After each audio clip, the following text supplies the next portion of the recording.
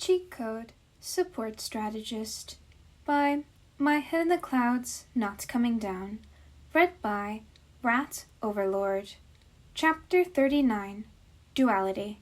Summary: the evening after the sports festival. Isuku and Mei were starting to get frustrated. Isuku was sitting cross-legged on the floor of the hallway, laptop open in front of him, with every blueprint of UA that he could possibly think to hack into, but so far there hadn't been any mention of tunnels or how to get into them. He'd tried texting Netsu for any sort of hint, but all he'd gotten back was a winky face, and he'd had to hide his phone to prevent Mei from stealing it and throwing it against the wall in frustration. "Are you sure that Netsu isn't just pulling your leg or something?" Mei groaned. "I swear, we walked around the entire school 3 times! I swear if that rat is just sitting in his office laughing at us as we run around in circles." "He wouldn't do that," Isuku said. "Well, actually, the laughing as we run around in circles part, yes, definitely. But he's probably doing that right now. But, if there weren't actually any tunnels, he wouldn't be having any fun. Netsu likes knowing something that other people don't, and enjoys watching them struggle to figure it out. It's part of why he went into education." "So, if there weren't any actual tunnels, he wouldn't be able to feel superior," Mei complained, falling back onto the floor and staring at the ceiling. Ah! Where are we even supposed to start looking? There's nothing in the blueprints, right? Nope. Isuku snapped his laptop shut and stretched. "But you know that would be too easy. The entrance, or more likely entrances, are probably well hidden and most likely require some sort of code. Otherwise, anyone would be able to access them. But UA is built like a maze, so..." Mei sat up. "So maybe there's a false dead end!" Isuku grinned and opened his laptop again. "Of course! For Netsu, it would probably be hilarious to see students reach a dead-end hallway and turn around, completely unaware that there's a secret tunnel waiting for them. Great idea, Mei!" Mei grinned wildly. "So, which wall do I need to blow up?" Isuku rolled his eyes. "You're not blowing up any walls. That's cheating. Remember, this is supposed to be fun, Mei." "Blowing up walls is fun!" Mei complained. "But sure, we'll try it your way, and I can just blow up the wall in Netsu's office later." "You realize he's probably listening, right?" Isuku pointed out. "Just let him try and stop me!" Mei punched at the air. "It'll just be even more fun to break past all of his defenses!" Isuku shook his head and turned back to his computer. "Alright, so let's see. So according to the blueprints, there are at least a dozen dead-end hallways hidden all around UA. But the closest one is... there's one between prep rooms 4 and 5! Mei jumped up. "Race you there? Whoever's last has to clean up the testing room next class!" Isuku grinned as he put his laptop away and let her pull him to his feet. "You're on!" Mei instantly shot down the hallway like a bullet, and Isuku was forced to catch up, laptop case bouncing against his side as he followed her laughter. Even if they somehow didn't end up finding the tunnels, this was a great way to spend the evening. No one came to pick up Hitoshi from the sports festival, but then again, he hadn't expected them to.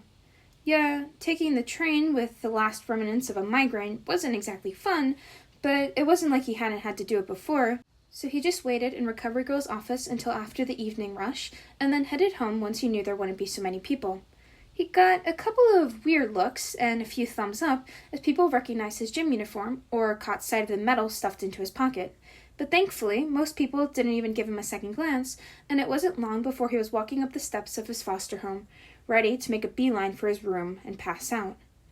He wasn't that lucky. When he opened the door, some of the kids were huddled around the TV, and Hitoshi froze when he realized the news was showing highlights from the sports festival. He didn't know why it hadn't occurred to him that his foster family might see it, probably because school just felt safe. When he was around Isuku and Mei, he felt like he could take on the world. And honestly, with the amount of chaos the two caused, he probably could. But at home, things were different. Mei and Isuku looked at his quirk and they saw him, a person with potential to be a future hero. So to them, him winning the sports festival was the ultimate goal and an amazing accomplishment that he should be proud of. But something told Hitoshi that his foster parents might not see it that way. He passed the kitchen as silently as he could and hurried towards the stairs. But all the stealth practice in the world wouldn't help when someone was already waiting to pounce. "You lied to them!" Hitoshi flinched and slowly turned around to look at his foster dad. He towered beside the table as his wife sat down, shoulders hunched and eyes red like she'd been crying. Hitoshi didn't say anything, obviously. He wasn't stupid. He just kept his eyes down as his foster father stalked towards him from across the room. "You didn't even give them a chance to fight back!" he growled. "You lied to them so that they wouldn't be able to stop you from getting into their heads. If they'd known how your villainous quirk works, there's no way you would have gotten first place. So no wonder you won, boy, since you were just acting like the little villain that you are!" Hitoshi opened his mouth to defend himself, but thankfully caught himself before he could make that mistake. The bastard was right, after all. If he hadn't hidden his quirk activation requirements, he would never have been able to get to first place.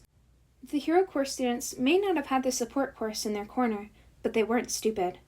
If Hitoshi had gone with his original plan and let his quirk stand on its own, he would have only been able to win one fight, maybe a few more if he was lucky, but eventually he would come up against someone who had more self-control than he was able to handle. So he lied. He had followed Isuku's advice and kept people guessing so that no one knew that they weren't supposed to talk to him, and his classmates in general education were far too scared to say anything. Hitoshi wasn't sure if they were more scared of him and his quirk, or of Mei and Isuku, who somehow managed to say something concerning every single time that they appeared in his classroom. But at the end of the day, his foster father was right. He had taken advantage of fear, confusion, and deception to claw his way to the top, just like a villain would. Anything he said to try and defend himself would only make it worse. "I thought you were trying to be good," his foster mother sobbed quietly. "You were going to UA and everything, so why did you take advantage of those poor kids like that?"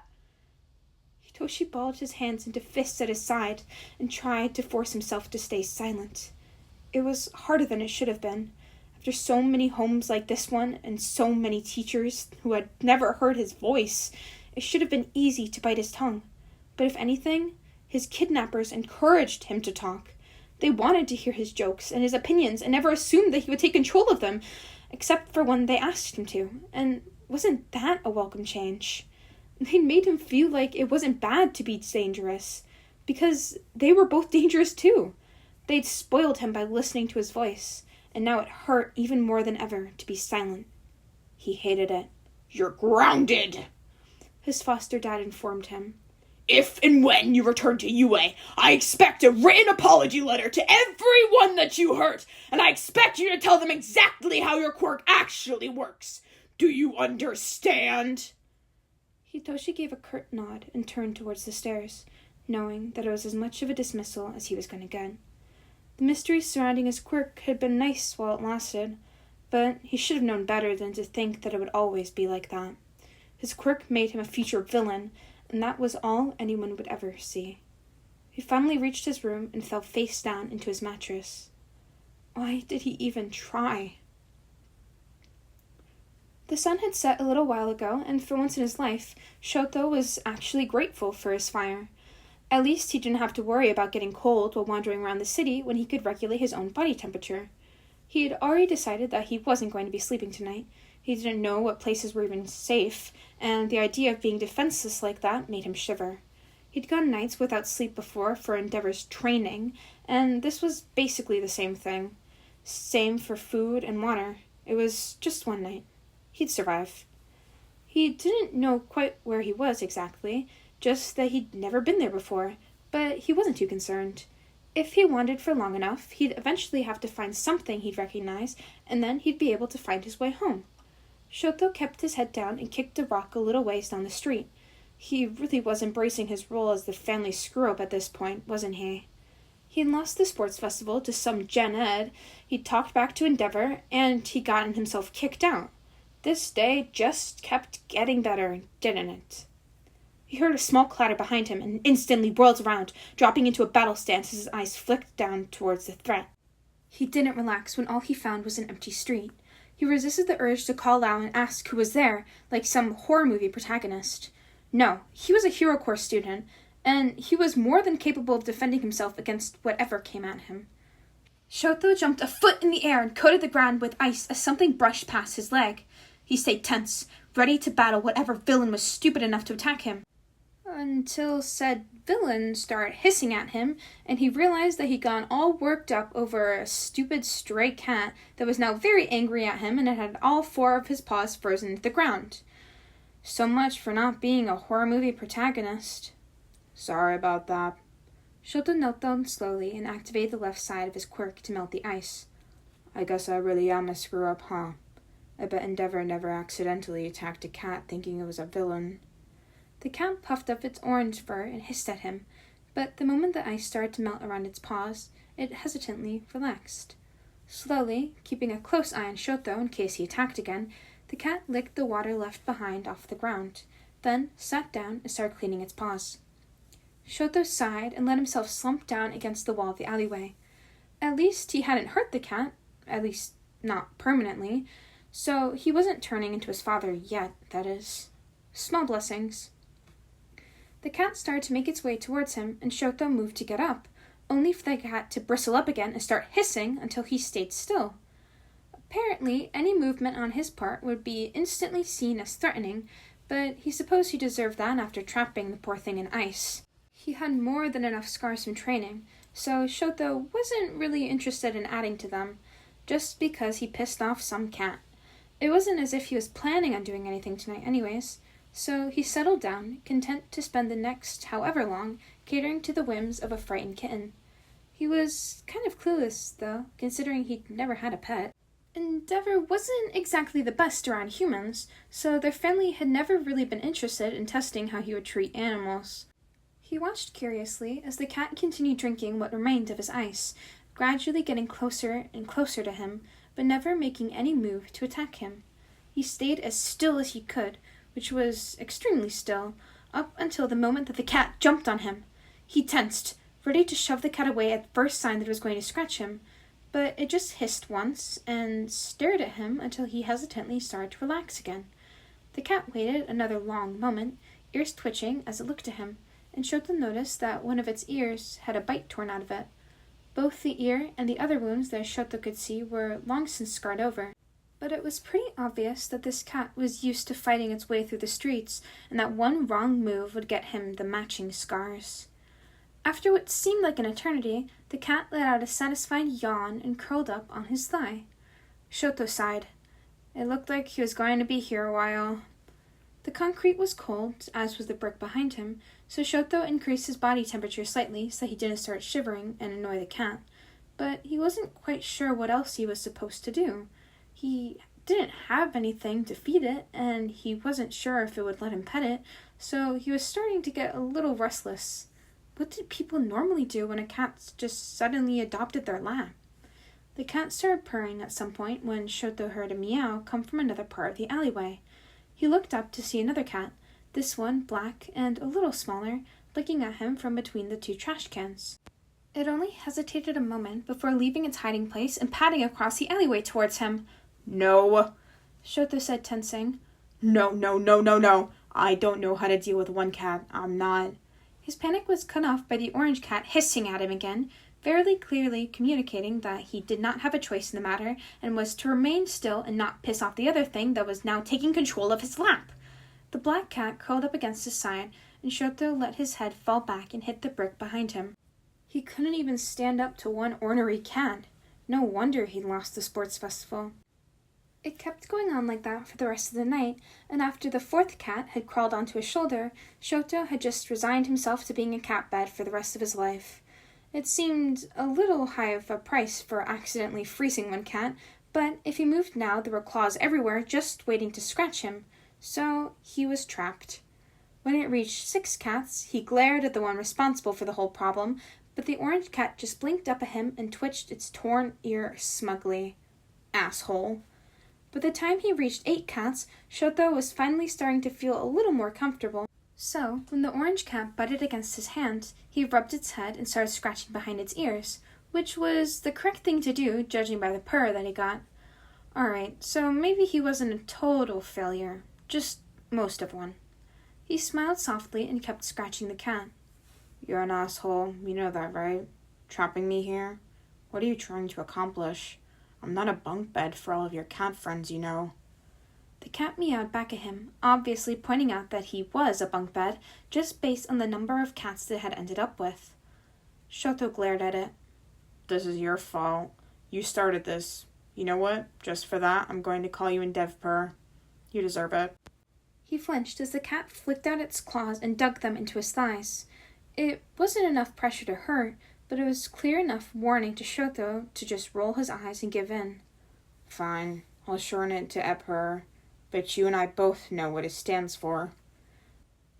Epur gave a satisfied chirp, and Shoto shook his head as he scratched behind the cat's torn ear again. How had he ended up here again? Oh, right. He'd lost a sports festival and made a weird enemy-friend thing out of a stray cat. How was this his life? You must have a fire quirk.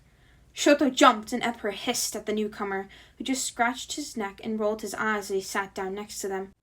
He wore a ratty black hoodie and jeans and looked like he was a few years older than Shoto was, probably in his early 20s, and badly in need of a hairbrush and some moisturizer. His father would never let him leave the house looking like that, too concerned with his successor being perfect for the cameras. But this stranger seemed more at home in these back alleys than Shoto was. That didn't mean he was any less suspicious of him. How do you know that? The cats. The guy gestured to his collection. Even when it's just a little chilly out, they track down anything warm, and fire users can either manipulate their own temperature or just naturally run a little bit hotter. Hence, your little fan club. Be careful the orange one, though. She's a bitch. Oh. Shoto scratched Epper's chin and she purred. Yeah, a little. She might let you pet her, though. Do you have a fire quirk? Nah, just can't sleep, and other players will try and bully me into getting to sleep if I try and game in the middle of the night. The guy shrugged. There was something familiar about his voice and the way that he talked, but Shoto couldn't quite place it. Plus, isn't terrible out here when most of the NPCs are gone, and I don't pet things. Dangerous quirk, you know. He raised up his hand and Shoto froze.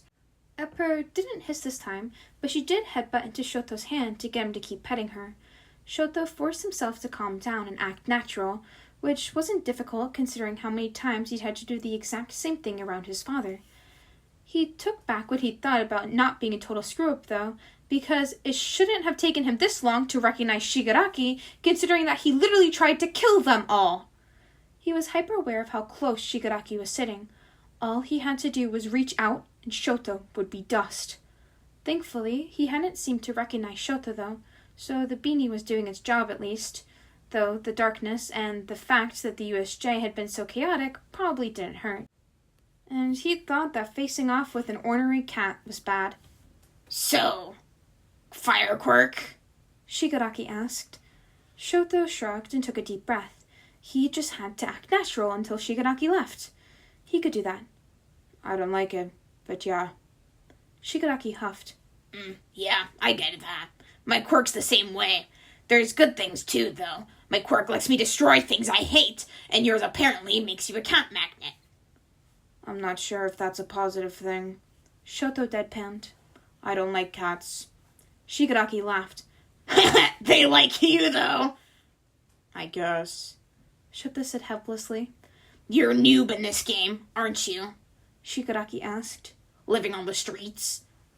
Shoto shrugged. More of a visitor. Just got kicked out for the night. You'll probably be back then. Shigaraki nodded. Most people tend to avoid this alley. Too many murders. But if you ever need a place to crash, you should be fine as long as you don't piss off the wrong people. Or the cats. Shoto swallowed at the threat. Got it. Don't make the cats angry.